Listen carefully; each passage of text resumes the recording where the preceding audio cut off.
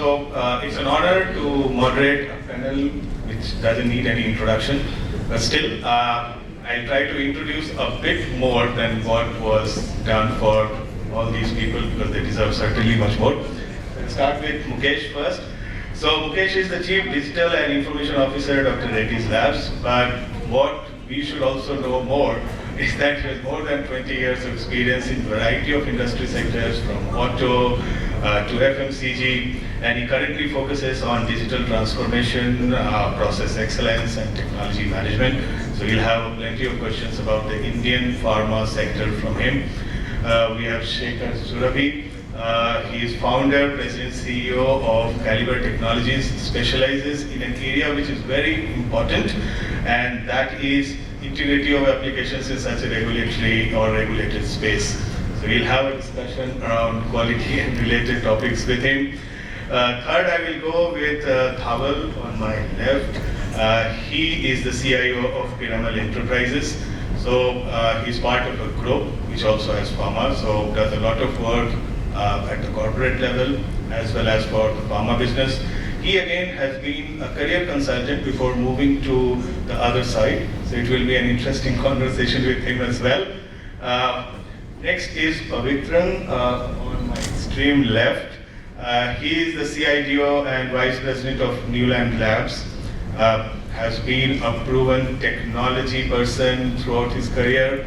Had started long back when we all used to start coding from where we now are on no code, low code. So he has been a thorough IT professional to start with, but has worked in multiple geographies, multiple sectors. And currently he focuses on business transformation, digital strategy, applications modernization, and areas like that. Then we have Srivalli, goes by the name Vali. She is the global head for commercial IT at Viatris. Has been a long timer there, has focused on marketing automation as her subject area. We know that she is focusing on sales excellence, marketing automation, pricing. And before coming to India, she was in the US focusing on the application development in marketing domain. Next, I have Ashish Pandey, just to the right of mine, and he is also from Gurgaon like me. So we share the same weather, and we are liking this place, although I'm sure most of you might not have liked the traffic which we had in the morning, but for us, it was a very pleasant change. Anyway, so Ashish is a CIO GSK, focuses on primarily GSK consumer and healthcare, Indian subcontinent, has worked across diverse geographies, India, US, Europe. He is also somebody who has worked on travel in the logistics sector, has been in CPG, focuses on sales and distribution and supply chain. So I took this time to introduce and double click into their introduction, primarily to make sure that when you ask questions, you know their background a bit more, and we can certainly ask them and go ahead with our questions as well. So without much ado, because we have all discussed about various technology areas, various topics today, AI and automation go very hand in hand, because automation without intelligence is something which is nowadays very avoidable. As you know, the typical example which I always have in my office room is the light over my head. When I don't move and keep typing emails, it switches off and I have to do all these things. So that is a typical example of automation without intelligence. And today when we talk deliberately about AI and automation together, the idea is that we will be talking about how things are moving in the sector. So I'll start with Mukesh first. So Mukesh, the topic which is very much in discussion is about how do we increase the velocity of new drug development. With the pandemic on us, we have seen how vaccines were developed. So in your opinion, in your view, how is the sector taking that forward? How is R&D as a process leveraging AI and automation and expediting the lead time? Sure. So first of all, that light over your head, actually it had the intelligence. It was applying the 20-minute rule. If you don't move for 20 minutes, then it goes off. So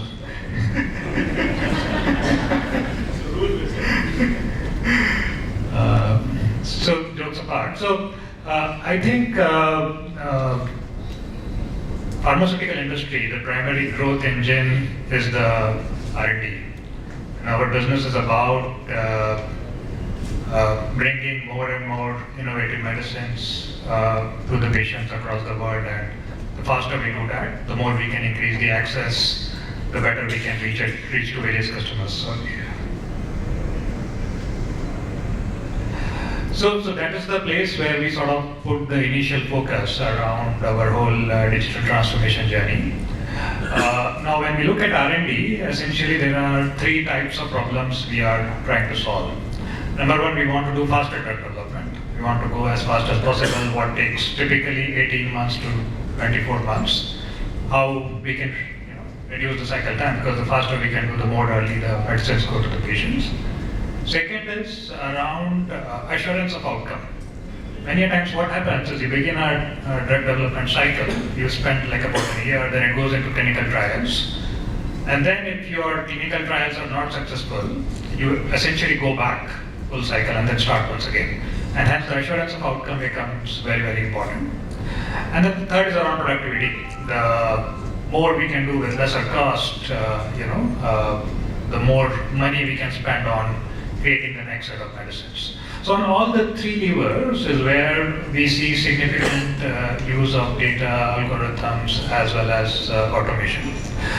We've been fortunate that we did very early investment, almost like about 5 years back, where we decided to create projects like electronic lab notebooks. So every experiment we do in R&D, we actually capture it in electronic form. And over these years, we've actually collected very good data around a lot of drug development effort which is happening. So every experiment is coded in the form of data. And now we are able to use this data to essentially, when we are creating sort of the moment we choose a new molecule to work on, our strong data set enables us to find similar molecules and give us a head start, both in terms of the likely formulation and the likely process. And then on top of that, now we are putting effort around what we call as in silico experiments.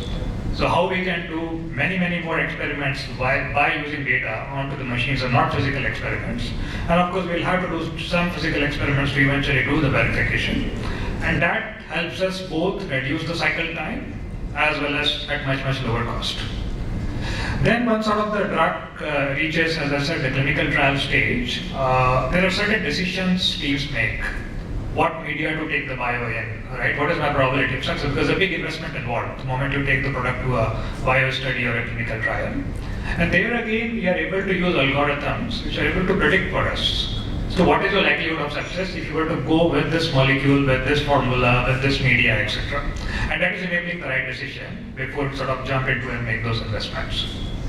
And then to the final stage, say once you sort of done all the work, you have stability data, all of it, you're ready to file. There is huge amount of documentation work which is involved before you file to FDA. And we all companies are in that April to March cycle, and then most companies do about 50% of their filing in the last 2 months. So the regulatory teams actually struggle in the last 2 months, to put together all the documents and then before they are filing. And essentially, if you look at that nature of work, it is primarily about pulling data together into a structured format, which is readable by the FDA. And that is why we are using automation, robotic process automation, and those type of stuff, so that how we can almost create an automated dossier. And then, of course, there is oversight by the regulatory team, so that we file. So these are some examples of how AI and automation is sort of working across the value chain of R&D to both increase speed as well as assurance of outcome. Yeah, thanks, Mukesh. And just taking that discussion a bit forward, that expediting R&D is obviously important because we have to shorten the time to take any drug to the market. But a related point is something where, Sekhar, I'll come to you in terms of how do we ensure the patient safety side, because ultimately you have expertise around quality, you have expertise around how to make sure that it is not only taking the box for the regulator, but also translates into a better patient safety at the end of the day. So So what are the typical trends that you see the sector is adopting in terms of these new technologies to ensure that? Thank you, Saurabh. First of all, from Mukesh point of view about R&D, what he said on the artificial intelligence or how we're automating that, it's very interesting, and that's what probably we need to innovate quickly and then get into the market quickly. But when you come to the manufacturing quality management, it's a little different ballgame. You cannot really be upfront in applying whatever latest technology you're talking about, like artificial intelligence or machine learning, and freely apply it. So first of all, let me take two steps back and then talk about what is established and how it is going. Like we have been seeing, nowadays, what is an interesting conversation is about the wave. First wave, second wave, third wave kind of things. So even in pharma, there were a lot of waves. The first wave, I would probably say it as 21 safer complaints, wherein everybody thought that we should bring entire documentation. A lot of the paper should be on the information in the bits and bytes, so that it can further be analyzed and then did a lot of things with them. So that was somewhere in 2001 kind of thing. So it proceeded further, and finally what it did was automating the process in terms of information gathering or keying into that. And as it progressed further, I think many companies started implementing IT solutions to bring in information. But there was one very big wave in India. If you all connect with pharma industry, you would know it. It is a wave of Peter Baker. If you know the FDA investigator, so he is an inspector, Peter Baker. He brought in a big wave in terms of data integrity issues. So data integrity issues actually can be well mitigated with information automation. So there was absolutely no other option left for many pharma companies or many people in there. So unless they automate, they would not be in a position to restrict the data integrity issues. So when the data integrity issues we're talking about, they are mostly, I would probably consider them as, it is not like intended, unintended data integrities. So even when it is unintended, you need to really put a lot of checks and balances. So then only you would probably get into the place where you've got a safe data. So now coming to that point, now what is important in pharmaceuticals today is having a very well orchestrated information flow, which has got complete checks and balances, so that you have very clean data for either submissions to either say FDA or any regulatory agencies, or further analyzing data. So now let me go to the next wave of that. The third wave is people talking about Pharma 4.0. So Pharma 4.0 is applicable only when you automate a lot of things. It's more on leveraging the data what you have got. So that actually has prompted several people to get into the automations in several segments. So even in the quality management in manufacturing too, the first and foremost was the lab which was adopting the information technology. And then came the pharma industry, the regulators said, even quality assurance is not my job, you should look at it. So they need a lot of automation and a lot of analytics on that. So then they started automating the quality assurance. The third and the last one is the manufacturing. So nobody wants to touch it so quickly. But now the regulation being the Pharma 4.0 is one of the ambitions. Incidentally, there was another wave which has come. I don't call it as a right away wave, but that's a guideline what is introduced. In 2015, quality metrics have been introduced by FDA in collaboration with ISP. So if somebody has read that, quality metrics, what are the requirements are there. If somebody has to meet those requirements, it is very evident that they need to put all the data in the perspective. And whenever you are calling about data requirement for analyzing further and getting a process metrics as a one or two index points, you need to have very, very clean data. So that's what industry is now trying to look at it. And as I said, pharma industry, particularly manufacturing segment, where the final goods is directly going to the consumer, that's the patient. So they would not like to take a risk on that artificial intelligence. The risk will evolve further and further. Yeah. So appreciate it, because see, ultimately we are talking about waves of innovation or improvement, and rightly so when it comes to things as crucial like safety, we are more cautious. So we have an impression generally, Dhaval, that pharma as a sector is a little bit slow because of high level of regulation, because of the kind of safety measures we have to take in terms of adopting, say, RPA or AI. You being part of a group where it's not only pharma but other businesses as well. With that level of proximity, what is your take? I mean, I'm moving from the typical functional conversation to something more generic. So, any views around the overall sector impression which currently people do have?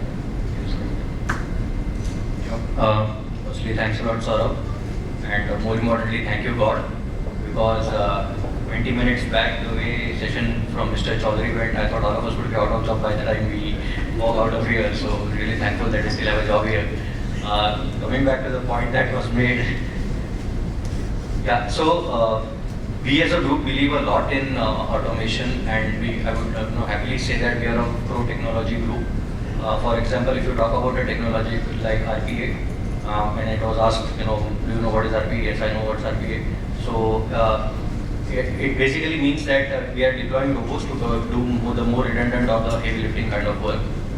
And today, I would happily share that across the group, in Piramal, we would have more than 90 processes live in production, which are completely run by bots. Zero human intervention, zero or minimal human intervention, I would say. And the kind of saving that on an uptake we are seeing there is about close to 45 FTEs, which translates into that bots today at Piramal are doing work equivalent to 45 people on an annual basis. So this is the kind of potential that it carries, and a lot of use cases are across, while they are across all the three businesses that we are in, which is the realty, the financial services and pharma. A lot of use cases are in the pharma domain as well. We have actually taken it a step ahead to, just from doing process automation, we invested in something called the robotic test automation. Now, what this means is that basically, so traditionally we have grown a lot by acquisitions in the pharma business. So every time we acquire a site, and for example, SAP happens to be our core transaction processing system, we have to onboard that site onto SAP, so that it becomes a part of our core transaction processing. It can do the procure to pay or the order to cash, record to report, or the hire to retire, and those kind of normal operations. Every time you implement SAP somewhere, and my vendor partners here would agree that it's a humongous effort, because it's a complete onboarding of every single thing that you do on a day-in day-out basis that has to be done into the system. So it means that you have to spend a lot of time with business, understand the processes, understand the manufacturing, understand the support processes, map all of them, configure the system, test it, deploy it, do a data cutover, and then finally if somebody, like we mentioned in the previous session again, 6 months later you're live and you start using the system. So what happens is that the amount of testing that this requires is extremely important here, and especially in pharma, because anything that affects either the product or the patient health is looked at very, very critically. So the testing, there is absolutely no deviation or leeway for diluting that entire process.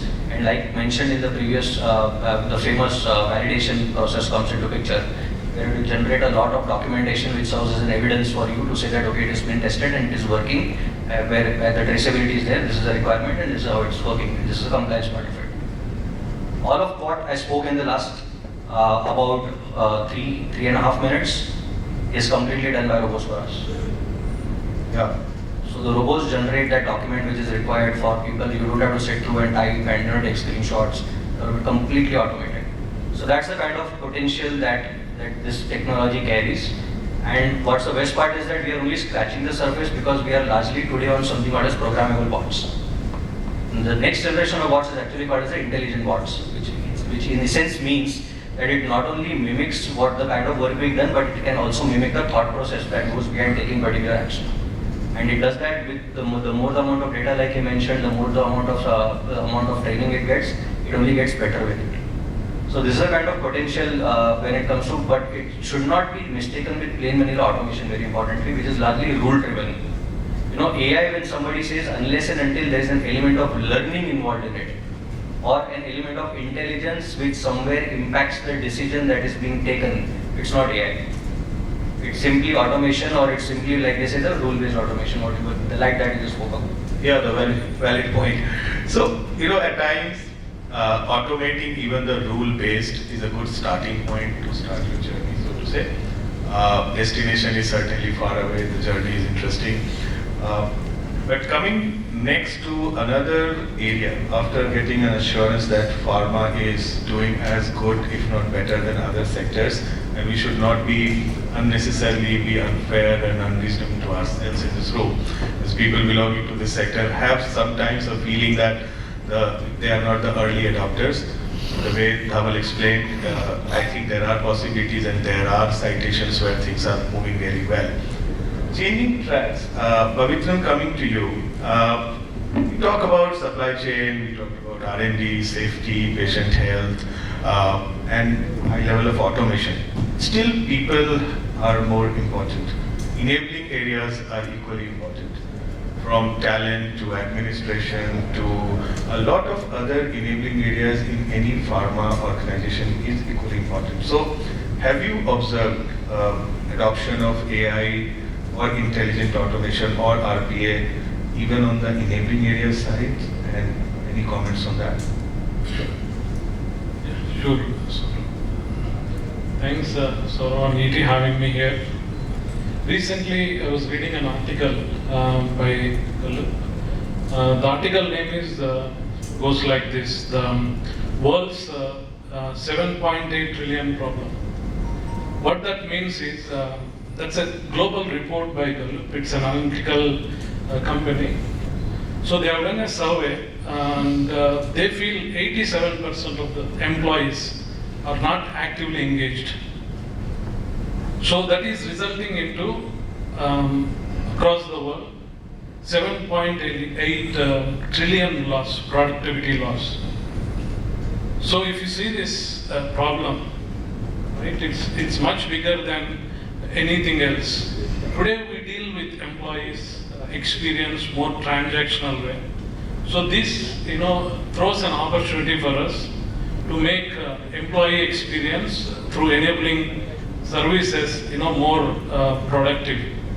So keeping this in mind, what we do is we wanted to automate as much as possible, especially in the enabling processes like HR, administrative and other functions, so that our HR can more focus on boosting the productivity of employees and improving the engagement, because we strongly believe the people part of the digitalization plays an important role. If the people are not aligned and if the people are not behind these initiatives like automation or digitization, it is difficult to adopt, because most of these processes, whatever we discussed, whoever are doing today are emotionally engaged to that. So we need to get their alignment and we need to make them feel that it is going to empower them and enrich their day-to-day experience. So, keeping this in mind, we have automated number of processes like onboarding, offboarding, even we have used AI to check the temperature and declare the health. During this new normal or during COVID, we have completely automated all our plants and R&D and other offices. Through AI, face reading and the temperature reading, it allows people, if it is within the threshold. So AI is used, in different ways, and even automation for that matter, to, free up our HR to focus more on the value-added or value-creative solutions. And then, from the AI point of view, we create a lot of data sets, from the candidates who apply for the jobs and the employees and the previously who attended our, interviews or so. We get a lot of insight from these, data sets, and that are used, across our HR functions to create, better engagement with our employees, so that we can address the 7.8 trillion problem. Yeah, great. So So quantifying a problem in rupees or dollars is always a very interesting concept. And I then move to the real people who make money for organizations, which is marketing. At least they feel like that. Sales and marketing, because they are the people who sell. While you produce, you actually consume raw materials, you are booking expenses, but somebody who sells actually is bringing invoiced revenue. So I moved to Wali, who has been working in the area of marketing automation. So at a very high level, pharma, maybe I focus on pharma because I have someone from consumer health on my right hand side, Ashish, so I'll come to him. But Wali, in your view, what is the general, at a very high level, your view around adoption of marketing automation in pharma, and how has it worked maybe for you, and what are your views on it? Thank you, Saurabh. Good afternoon, everyone. It's great to be here in person and not in a virtual session. So, one area that has been fast-tracked because of the pandemic is pharma marketing. With COVID lockdown, what pharma companies, especially the marketing team, realized is that we cannot go meet the HCP in person. Traditionally, pharma industry has been relying on a sales rep to go market our products to the HCPs, and that was shut down overnight across the globe. So people scrambled. Marketers scrambled to switching to emails, SMS, WhatsApp, and Zoom. Zoom became a household name, right? And some companies where there's Outlook, they started to use Teams. So that, I would say, was the starting of the digital transformation in the marketing area of pharma. People just resorted to various ways they could digitally connect with their stakeholders, whether it's an HCP or a pharmacist or a patient, right? Now, marketing automation is a very powerful combination of technology and marketing strategy. What the pandemic has shown is now HCPs are expecting more tailored content delivered to them at their convenience. They don't want to wait for the sales rep, take an appointment and come and meet them. They want to have the content at hand. They want to read about disease awareness, about molecules, about side effects at their leisure. So what dawned on the marketeers is that one size doesn't fit all, right? One size doesn't fit all HCPs out there. And at Viatris, we went through a very exciting time in the last 1 year, establishing various digital channels, starting with automated email platforms, where you can send your email campaigns, you can track them, you can check if the doctors open them, click the links, with all the bells and whistles, right? So you know exactly whether the message was read by the doctor or not. We've also built specific portals, websites, where a patient or an HCP can come and read medical content at their leisure. The beauty of this is it is not a push. The doctor can choose to read it at his dinner time, right before going to bed, or the first thing in the morning. So we've enabled that for his convenience. What we also saw because of the pandemic is most of the HCP events could not take place in person.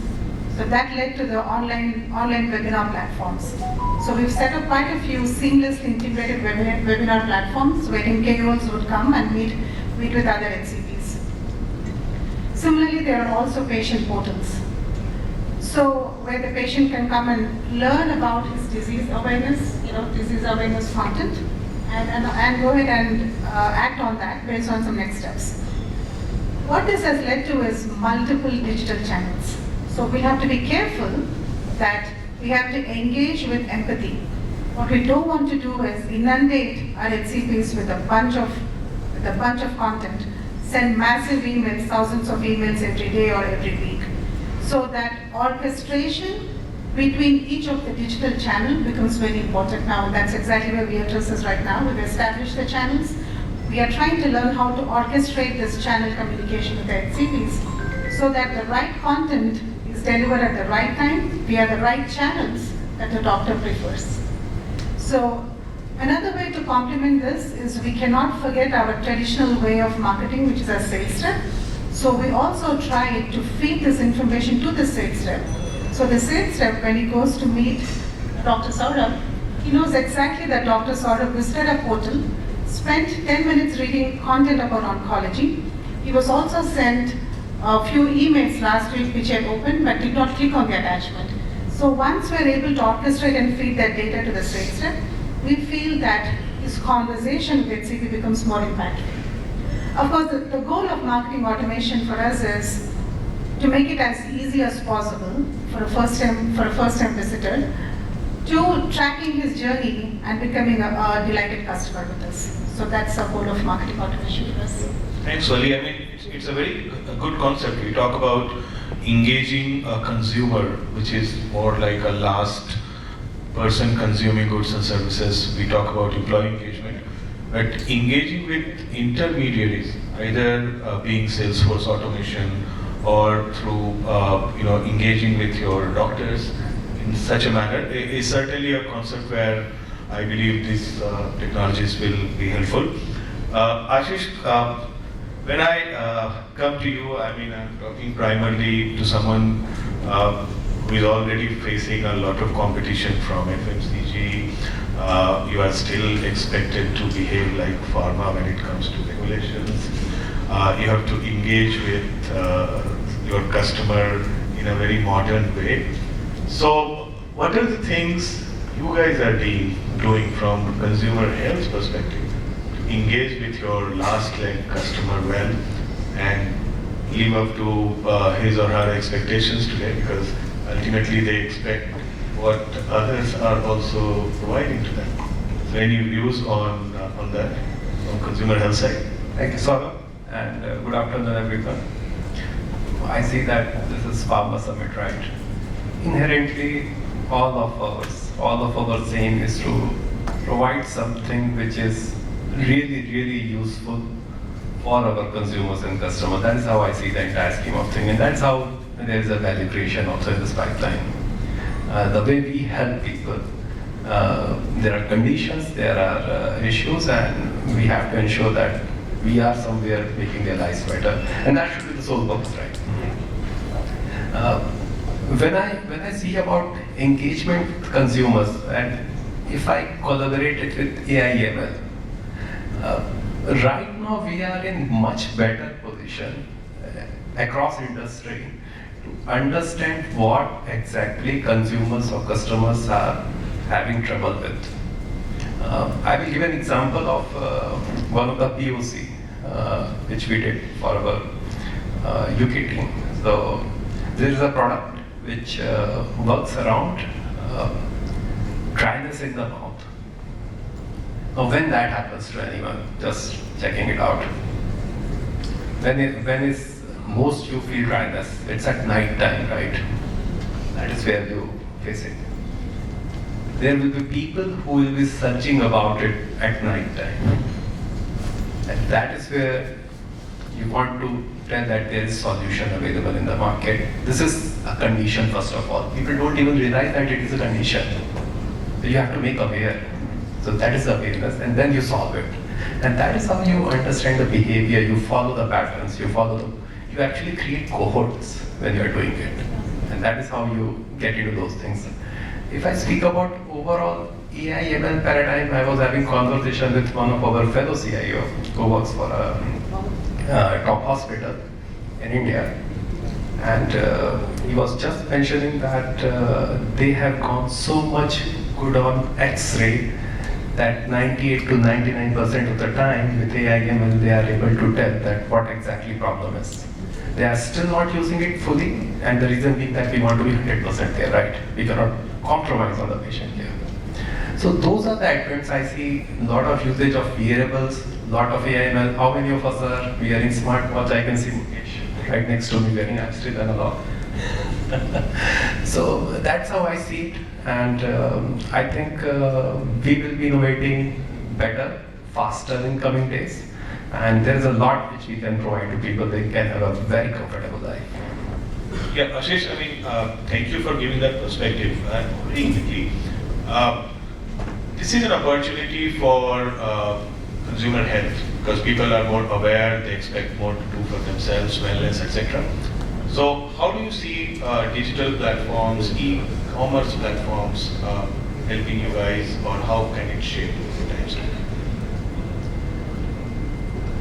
If I speak about e-commerce platform, it is penetrating industry like anything. In last 2-3 years, the growth which we have seen, the GMV which has increased all across the e-tailers, it is like triple, right? 3x, 4x, that is the kind of revenue we are seeing. And quick delivery, 10 minutes delivery, next maybe 10 years after we'll be saying that I thought in my mind, it is getting delivered. So maybe that's the phase we are going to be. What I oversee, there is an e-commerce layer and then there is a D2C layer. And then there are consumer data platform. That is where the entire ecosystem is still building. That is how I will say. Many organizations want to get into CDP because that is how you will be having the right kind of data using which actually you can help people. And that should be the intention. Yeah, I mean, having your own data source and connect directly with your consumer is certainly going to be helpful. And if I think about the value proposition, the supply chain angle, retailers have cracked the code. So that is a balance, that is the right kind of measure which we have to take, that where we can go for D2C, where we can go for right cross retailer, and of course what kind of SKUs we are going to have when we are thinking about D2C. Yeah, okay. So I'll make it maybe in the interest of time, coming to Mukesh, you directly in terms of how do you see the traditional processes, production planning and control, detailed scheduling, the typical shop floor control. How do we use AI/ML there? I mean, typical forecasting methods. So do you see those areas also getting impacted? So the short answer is yes. Rather, the short answer is yes for everything, not just manufacturing. I think anywhere where we have collected data over a period of time, there's opportunity to apply algorithms and do more. But just to sort of share some examples, we recently actually, one of the largest manufacturing plants, we were on a journey from the last 2 years to convert it into what we call as a digital lighthouse. And a digital lighthouse for us is a plant where we are using about 25 to 30 what we call as DNA, digital and analytics use cases, to take that plant to the top decile of productivity across the world. And there is some benchmarking available which allows us to look at that. Now, as part of that, I mean, say, if I were to begin with, say, planning and scheduling, we now use a digital twin AI/ML solution for packaging scheduling. The output of that now has allowed us to reduce our 4 packaging lines to 3. Because what we were producing in 4 is now we are able to produce in 3 and we are able to shut down 1. So that's the type of benefit one could start seeing in an area like that. In traditional manufacturing, the most common use case is yield.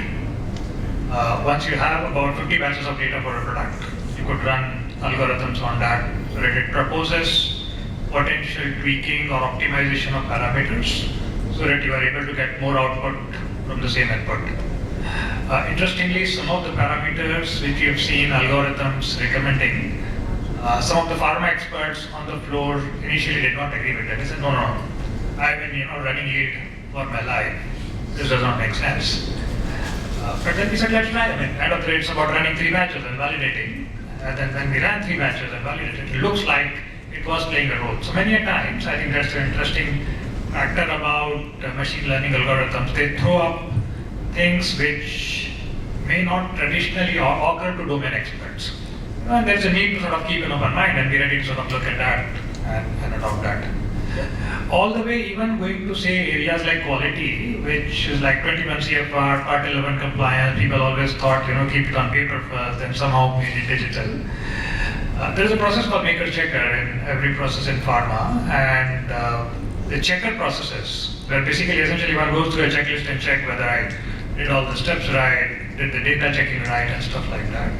Is where we have started using robotic process automation along with some machine learning, essentially to take out what a physical checker will do. And robots work 24/7, they don't do mistakes, they do repetitive jobs very, very well, and hence sort of makes life a lot more easier for our people. So. Yeah.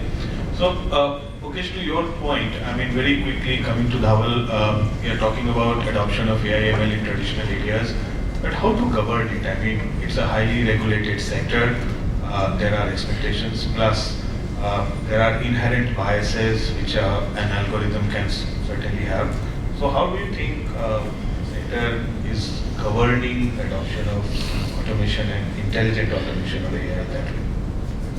So it is two parts really, sort of. One is the basics or the hygiene factors. When you talk about the clear traceability of data or the lineage of data which led to you taking a particular decision. So that's what they call as traceability, or the alcoas of the word, of whatever you may, the terminologies that get used. First of all, the basic atomicity of the particular application should not be questionable. So that's where you look at application or platforms which are out of the box compliant with CFR Part 11 and things like those. So that gets taken care of, which at least ensure that there is an audit to everything that's happening. The second part is that when you talk about AI, there is a lot of data that gets consumed along the way. So it's important to be able to trace the data to its origin and also the entire chain of data that led to taking a particular decision. So that's the traceability part of it. And the second part is always about augmenting human intelligence. It's not about replacing it. That has to be a very clear mandate or directive to say that, okay, for example, if a particular decision was being taken in light of so much data that was available, then can you augment it by providing more data, but at the same time not investing an identical amount of time which is proportionate to be able to sift that amount of data, and that can only be done with artificial intelligence. So it provides you. So always remember that artificial intelligence always provides you a decision with a percentage of confidence, which is never 100%, right? So and other important part is about the traditional biases which come in. That because it is using machine learning and it keeps doing it over and over and over again, it for example tends to develop a bias towards the kind of data that is being presented. So it's important that the data that you provide for machine learning is representative of the data that you would actually use. There is that diversity coming in. So for example, there was an algorithm which employed, which was given a number of pictures of dogs and cats, whereby you keep showing it, saying that is a dog, is a dog, is a dog, is a cat, and then after a point in time, the machine starts segregating the pictures that comes its way. And then all of a sudden you show it a puppy and it will classify it as a cat. Because that's not the way it has learned it. So it's important to also give it the right diversity of data, more importantly, along with the depth, the width of data also needs to get covered. Yeah, certainly. I mean, see, ultimately, what we used to call as garbage in and garbage out is very true even for AI algorithmic. And now it will be intelligent garbage in and intelligent garbage out. So, if you have a dumb data, your bot cannot be intelligent. So, maybe we'll have something like this coming in. So, very quickly, I mean, in the interest of time, Pavithran, coming to the favorite topic which we had discussed outside on people, how do you give career to people who are data scientists who are working primarily in a pharma company? What are things which challenges you are facing on that side? So Saurabh, we have to take a step back and have a retention plan when we are hiring the person itself. So when we start interviewing the person, we need to create a retention plan for that guy. What kind of aspirations he has. How do we fit him into the organization? Then accordingly we need to create smaller groups, and because the pharma, any manufacturing, right? We have smaller IT teams wherever we have plans, wherever we have R&D. So we need to create a cross-functional team or horizontal teams and create a diversified paths for them to grow in the organization. I think that is one, because we are equally competing with Big Four, and many companies who can always poach our resources with their good domain skills. So that's always we handle with care. So certainly, I mean, see, rather than poaching or having a free will for employees to go anywhere, it is important to have something more attractive within the ecosystem so that they see a career, not only a job. So rightly said. Very quickly coming to you, you talked about a lot of good use cases. What is one good use case which you think marketing automation currently is giving to pharma? Would you like to share? Thank you. So we have taken a stab at AI, using AI in our organization as well. One of the small use cases that we've used very recently is to crawl the web and look for lead generation for tender business. but there is a bigger use case which is close to my heart that relates to medical diagnostics. In India, in order to review a TB patient, get an X-ray done and goes to the radiologist, then goes to the doctor, the entire analysis, the diagnosis takes about 2 weeks. And our Prime Minister PM Modi has announced a couple of years back that there's intent for the Indian government to eliminate TB by 2025. And we took this very close to our heart at Viatris, close to our heart. And we have partnered with a solution that uses AI. And rather than have a radiologist review the chest X-ray, using the images, the AI will go ahead and provide the diagnostic outcome. And obviously, just like with any other machine learning algorithm, it had to be taught. There was a learning process with hundreds of thousands of examples of X-rays shared with them. Diagnosing a patient or diagnosing a disease is something quite time-consuming, quite arduous by a radiologist or even a doctor. Where AI comes into picture is cutting that time down. This has been done as a POC in Philippines as recently as a few months back. We have diagnosed 28,000, we evaluated 28,000 patients and have reduced the 2 weeks of the timeline down to 1 day in terms of diagnosis. And this is something that we've taken up very seriously with our Central Health Minister as well. That AI is the game changer, wherein the disease burden is very high compared to our poor infrastructure like developing markets like India and Southeast Asia. As a statistic, we only have 10,000 qualified radiologists in India, and there are 4.7 million TB patients across the world, with 10 million getting logged every year. So, with 1 million getting logged every year, so the 4.7 across. So a solution like this, where technology partners, and it's not just about manufacturing a pill, it's about going upstream and downstream in the process and coming up with a solution. I think that lies squarely on us technology leaders to go beyond the pill and look for solutions. And this is a use case that's very close to very well said, because in the developing markets, it's not only about increasing the wallet share always and unlikely in this sector. It's more about preempting and getting into the value chain up and down. So last question, we have hardly a minute. And we always end with a regulator, and therefore we are coming to you. What is your view as a IT landscape? There used to be traditional labs, then traditional set of applications. On that part, how is it now converging with more digital and AI? Very interesting question, sir. Now I'll just pick up from where I left and quality metrics. So it's actually, everything is converging into data science now. In fact, we established a big data science group to work on these products kind of thing. So now what is really happening is, as even Mukesh pointed out and Dhaval was telling about, their investment into data lakes and data accumulation and everything. Now, how do we leverage that data is very important. In fact, FDA and other regulators are also looking for the CPV calculations on the fly. So it was generally done in almost like year end, and now they are looking at every batch to look at CPV. So when you look at the CPV, you need a lot of parameters like quality parameters, critical quality attributes, critical process attributes, critical material attributes, and then on the fly calculate all the things. So it's actually converging into a sort of artificial intelligence again, not a completely. So it actually uses a lot of statistical calculations on that, and then tells you how the batch is going to end up, or how the last 3 batches were, and how the next batch is going to be. And if there is any deviation coming up, how are you going to correct it? So this is how actually the entire industry is going. So for that, as I said, you need to have a lot of integrated quality management, and we connect all the elements of your information, like you are getting from quality control assurance, manufacturing, and then accumulate the data, and then do an analysis on how is it going to really affect it. Great point. I think, data integration, bringing it together into a data lake has been an aspiration. And good to know that even in the quality and regulatory space, we have been doing well.